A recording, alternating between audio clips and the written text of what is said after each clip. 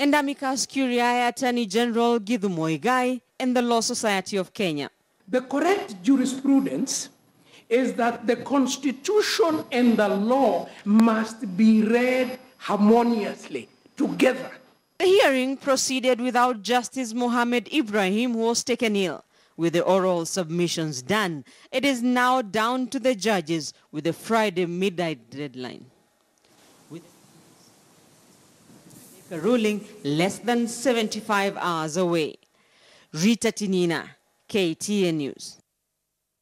Away from that, 28 election petitions have been filed across the country, including one for governor, one for senator, one for member of parliament, and 25 others of members of the county assemblies. This figure contrasts with the 188 election petitions that were filed after the 2013 general election.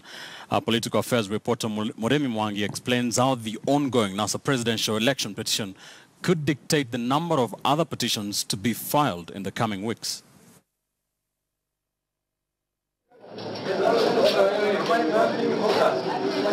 Immediate former Teso South legislator Mary Emase is the sole parliamentary petitioner across the country after she moved to the Busia High Court contesting the win of MP-elect Geoffrey Omuse.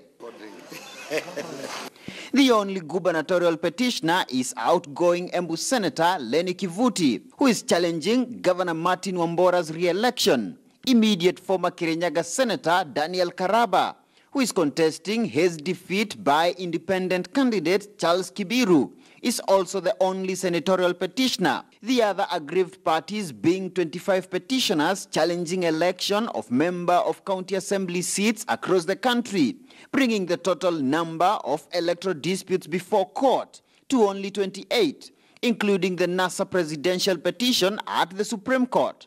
This compared to the record 188 petitions filed after the 2013 elections. But why the huge drop in the number of petitions filed? Experience is always a good teacher, and maybe the experience that was gotten from the petitions after the 2013 elections, we've seen that not so many succeeded. The law allows anyone aggrieved by the outcome of the election other than the presidency to file a petition not later than 28 days after the declaration of a winner, meaning most poll losers still have a week to move to court. But analysts argue that given the electronic nature of the August 8th polls, arguments fronted and the outcome of the NASA petition at the Supreme Court, particularly on the scrutiny of IEBC results transmission system, could inform the legal compass of most petitions at the High Court. The decision of the Supreme Court may be used on a case-to-case basis as a legal justification for anyone who will have contested the election on account of similar grounds to submit that is therefore entitled to an annulment of his opponent's success. So unless there are issues that come about the registration and identification of voters as pertains to the technology, then perhaps we will not hear so much on issues to do with transmission of results when it attends to those elections, the subnational elections.